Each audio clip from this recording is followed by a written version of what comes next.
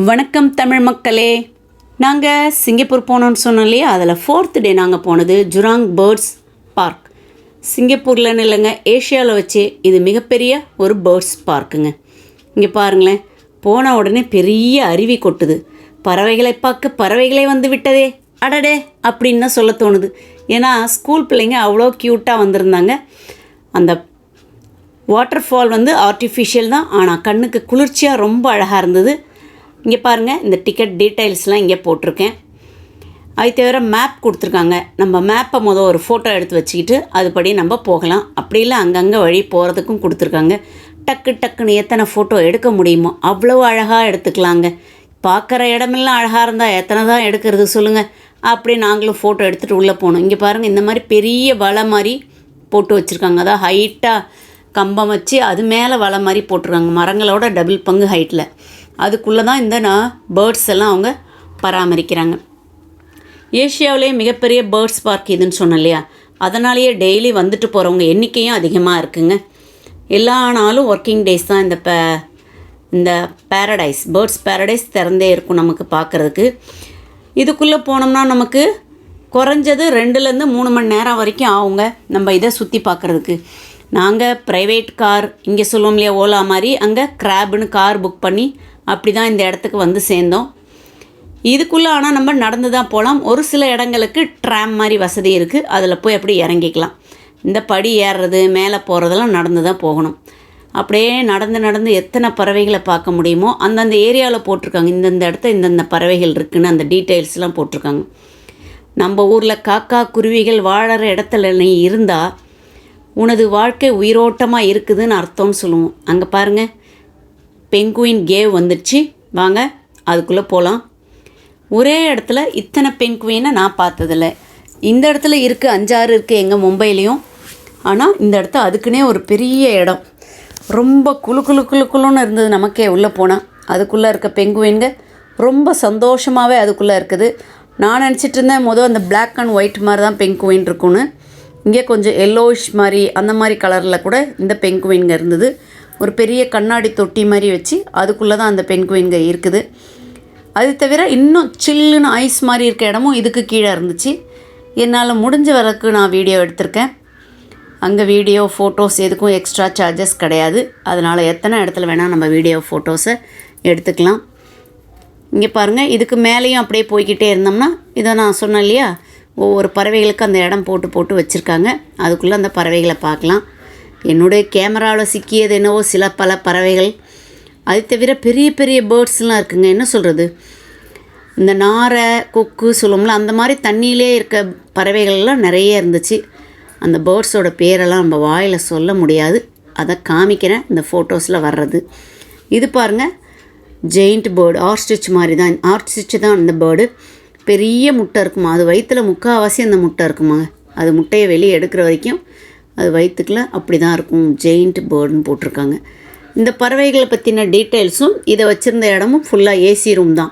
So நம்ம ரொம்ப நேரம் அப்படியே வெளியவே சுற்றாமல் நடுவில் இந்த மாதிரி இந்த எக்ஸிபிஷன் மாதிரி வச்சுருக்காங்க இல்லையா, இதுக்குள்ளேயும் கொஞ்சம் போய் பார்த்தோம்னாக்கா நமக்கு பல தகவல்கள்லாம் அதை பற்றி தெரிஞ்சிக்க முடியுது.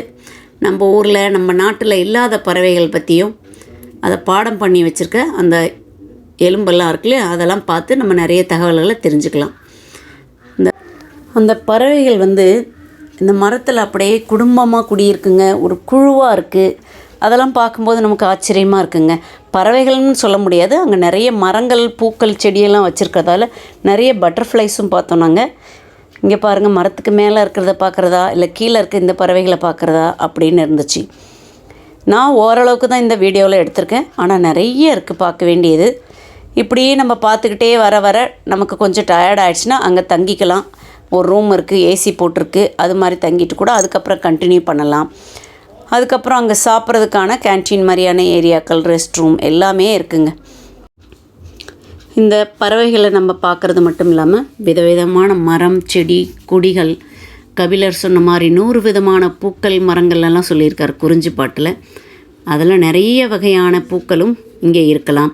நமக்கு அந்த பூக்கள் பேரெல்லாம் தெரியலைங்க, ஆனால் பார்க்க அழகாக இருக்குது. அந்த பூவுக்காக அதில் இருக்க தேனை சாப்பிட்றதுக்கு நிறைய பறவைகள் வருது.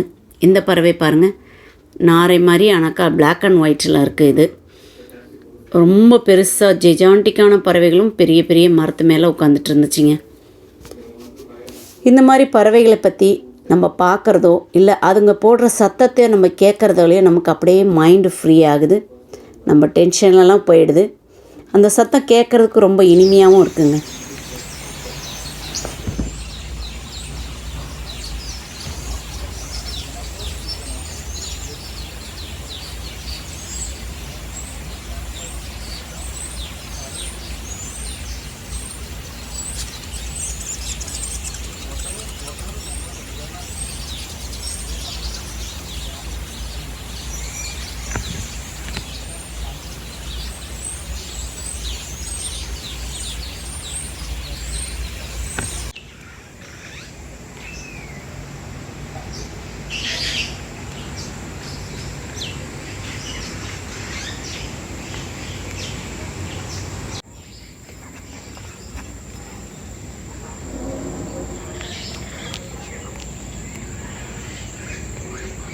ஒரு சில இடத்த அந்த தீம் மாதிரி பிரித்து வச்சுருந்தாங்க. இங்கே பாருங்கள், அந்த கம்பி தெரியுது அவங்களுக்கு எவ்வளோ ஹைட்டில் மெல்லிசாக நெட்டு மாதிரி போட்டிருக்காங்க. ஸோ அந்த பறவைகள் அதை விட்டு வெளியே போகாதபடிக்கு அதுக்குள்ளேயே அதுங்க சுற்றி வரும். இதெல்லாம் பார்த்து முடிச்சுட்டு நாங்கள் ஒரு ஷோவுக்கு போனோங்க. அதாவது லைவாக பேர்ட்ஸ் எல்லாம் வந்து நம்ம கண்ணு முன்னாடியே வருதுங்க. அதை வச்சு ஒரு ஷோ பண்ணுறாங்க. இந்த ஷோவும் ஒரு 20 to 25 மினிட்ஸ்க்குள்ளே தாங்க. ஒவ்வொரு பறவையை பற்றி அந்த அம்மா மைக்கில் சொல்ல சொல்ல அந்த பறவைகள் வருது. அதுங்களுக்கான தீனியை போட்டு வச்சுருக்காங்க. கரெக்டாக அங்கே சாப்பிடுது. திரும்ப கொஞ்சம் நேரம் நின்று நம்ம கண்ணு முன்னாடி அங்கிட்டு இங்கிட்டு பறந்து முடிச்சுட்டு வேறு ஒருத்தவங்க கையை நிட்டுறாங்க. அந்த சைடுலேருந்து கரெக்டாக அந்த இடத்துக்கு போயிடுது பாருங்கள். இது மாதிரி நிறைய பறவைகளை நம்ம பார்க்க முடியுது. அதாவது பெரிய பெரிய பறவை, டேஞ்சரஸ் பறவைன்னு சொல்லக்கூடிய அந்த கழுகு, வல்ஜர் இந்த மாதிரியான பறவைகள் கூட அங்கே வந்துச்சுங்க. நம்ம அழகாக நின்று அந்த ஷோவை பார்த்து என்ஜாய் பண்ணலாம். நீங்கள் இதுக்குள்ளேயே சுற்றி வர்றதுக்கு உங்களுக்கு 3 மணி நேரம் ஆகும்னு சொன்னேன். இதையும் சேர்த்து தான் நான் சொன்னேன். நாங்கள் காலங்காத்தால் வந்தோம் 4th டே அன்னைக்கு. ஸோ இதை காலங்காத்தால் மத்தியானத்துக்குள்ளே பார்த்து முடிச்சிட்டோம். அதாவது இப்போ 9:30-10 மணிக்கிட்ட இங்கே வந்துட்டோம். இந்த ஷோ எல்லாம் பார்த்து முடிக்கிறதுக்கு மத்தியானம் ஆயிடுச்சுங்க. இது தாங்க அந்த வல்ஜர். இதெல்லாம் நம்ம நேரில் பார்க்க முடியாத ஒரு அரிய வகையான பறவைகள் தான்.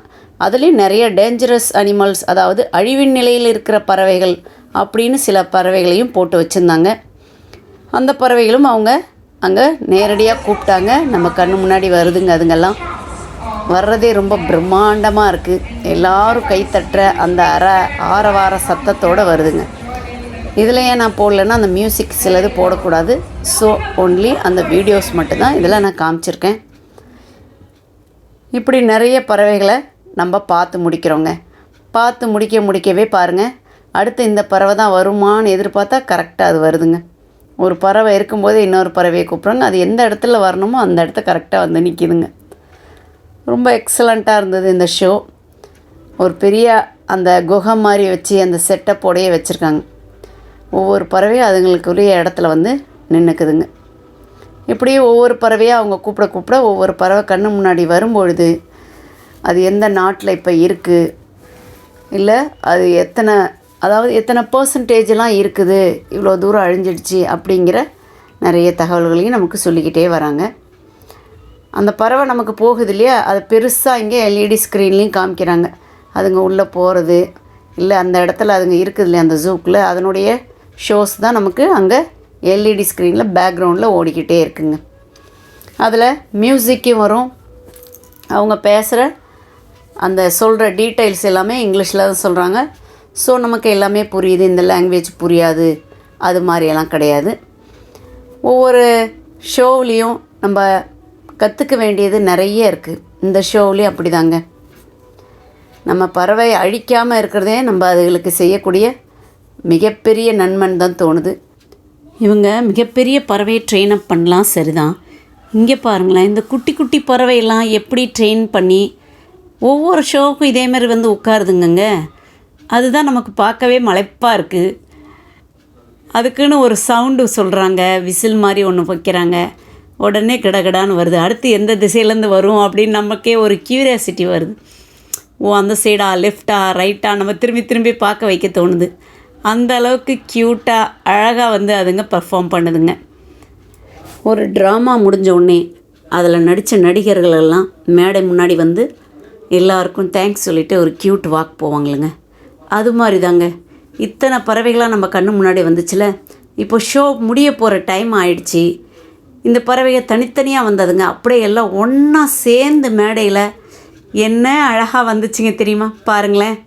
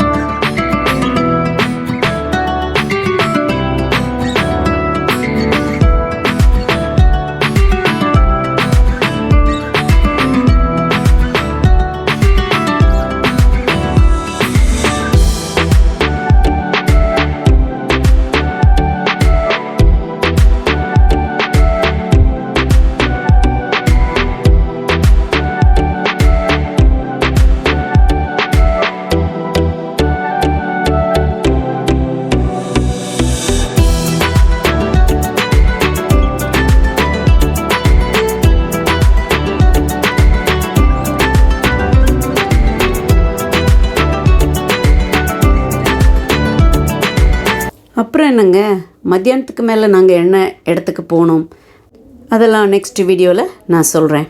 இது வரைக்கும் சப்ஸ்கிரைப் பண்ணாமே பார்த்துட்ருக்கீங்களே, மறக்காமல் என்னோடய சேனலுக்கு சப்ஸ்கிரைப் பண்ணிவிடுங்க. அப்படியே உங்கள் கமெண்ட்ஸை எனக்கு எழுதுங்க. இந்த வீடியோ பார்த்ததுக்காக தேங்க்யூ ஸோ மச்.